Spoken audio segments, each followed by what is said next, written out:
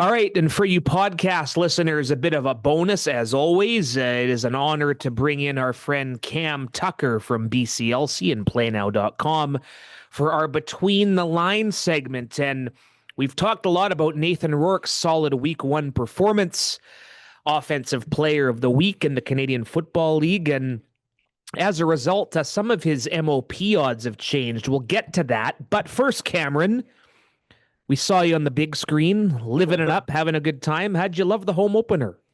I thought the home opener was great. And I mean, it started with the Snoop show. I was outside at 4 o'clock in the afternoon outside BC Place at Terry Fox Plaza.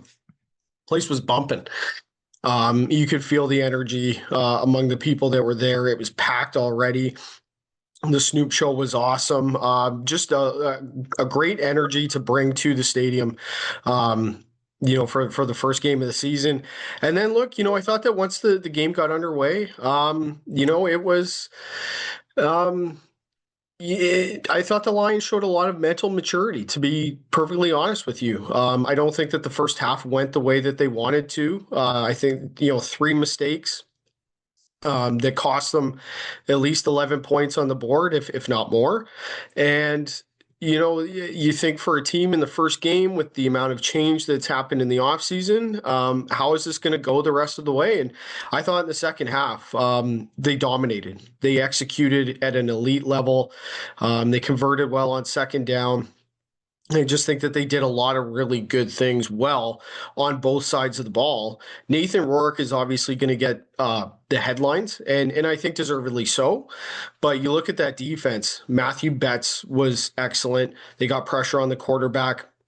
They limited Edmonton's running backs to, I think it was like 29 yards over 10 carries. That's really good. Like that's helping stop the run game. Trey Ford obviously was able to use his legs to his advantage, running the ball. But for the most part, that Edmonton offense was kept in check, and the defense deserves a lot of credit for that as well. So I thought on both sides of the ball, they really executed their game plan at a high level, and I think that was a promising sign for the season, because after that first half, think, how is this going to go? It was a little bit deflating towards the end of the first half. In the second half, they forgot all about it and played it a really good, solid game all the way through. So Cam, obviously being football coaches, a lot of part about their game is evaluation and reflecting on the past week's performance. Same goes for PlayNow, and we're hearing that some MOP odds have changed for Nathan Rourke after his week one performance. What can you tell us about Nathan Rourke's movement when it comes to the most outstanding player? Yeah, Nathan Rourke started the season. We talked about this in the very first podcast back in the middle of May. Nathan Rourke's odds to win the most outstanding player were 8.0 on PlayNow. Those odds after the first game have shifted considerably. He's now the favorite. He went from having the second best odds to now he's the favorite after week one. Odds of 4.25 right now at PlayNow.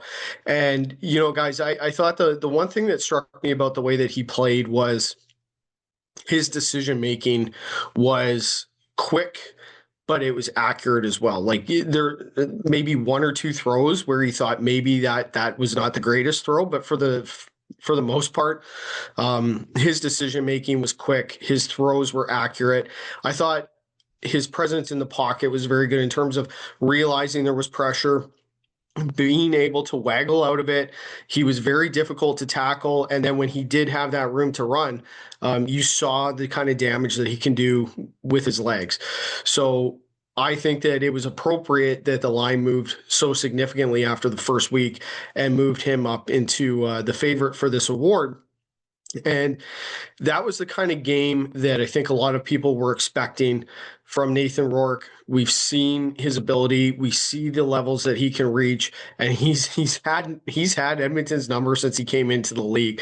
So it was kind of the perfect storm for Nathan Rourke. He played an excellent game, thought he managed the football well, and in the second half made some really good throws for those touchdown passes. So, at the end of the day, I mean, over 300 yards passing, 3 touchdowns. He had over 50 yards on the ground.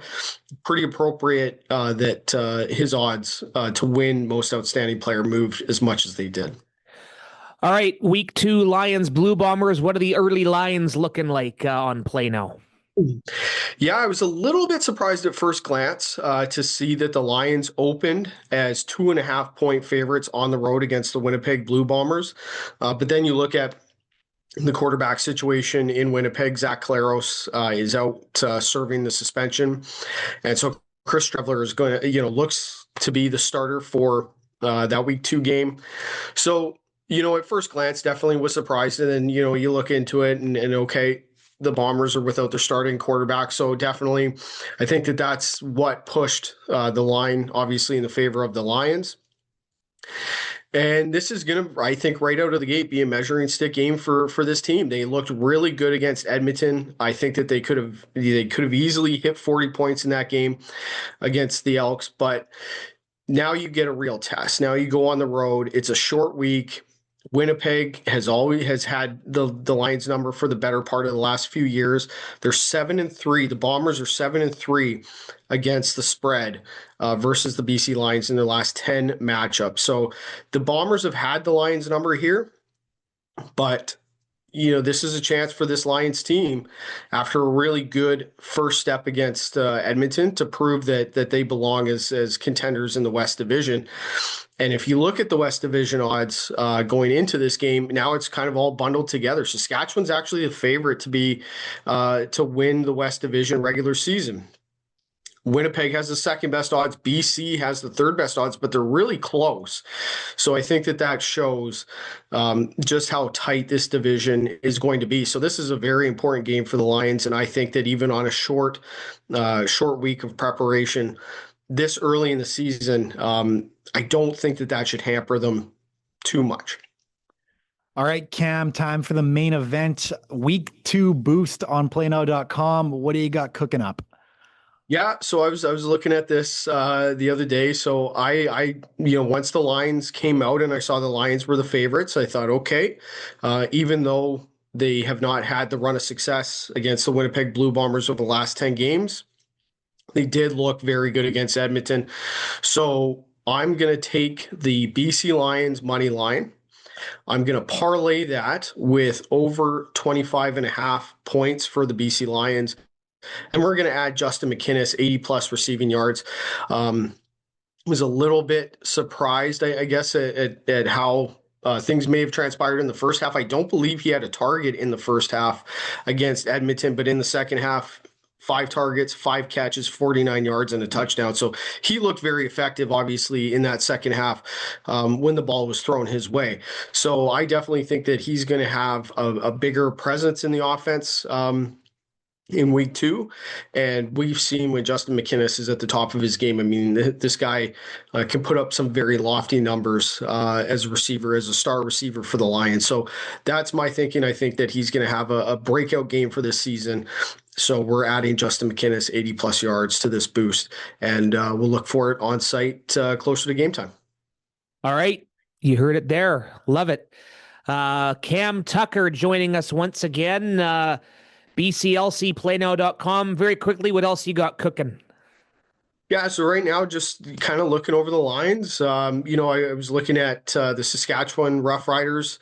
They're favored against Hamilton this week. I thought Saskatchewan looked really good, but they're also dealing with some injuries, and they've moved to the top in the West Division odds for the season. They're now the favorite to win the West Division. And then the other game that I have my eye on right now is Calgary against the Toronto Argonauts. The Argos did not look very good in week 1. I thought Calgary, Vernon Adams, where can he improve and how far can he take his game? And then there's also the status of the quarterback situation in Toronto. When does Chad Kelly get in and reassert himself into this offense? So there's a couple of things that I'm keeping my eye on. Right now, Calgary is a 3-point underdog against the Argos in week 2. But that's a really interesting game because I thought Calgary exceeded expectations in that first game. And that was without Vernon Adams playing his best. So I definitely think that that's an interesting game to look at, considering we don't quite know the quarterback situation in Toronto. Yeah, all 4 games have pretty good storylines this week. Of course, Montreal and Ottawa will lock horns on Friday night. All right, my friend, excellent job as always, and we look forward to not only talking next week again, but seeing you on the Jumbotron again. Yeah. One of the highlights of the game. Just All right. giving people what they want, right? Yeah. Love it, Cam. Thanks, Appreciate sir. it as always. Yeah. Thanks. Thanks, Jets. Talk soon.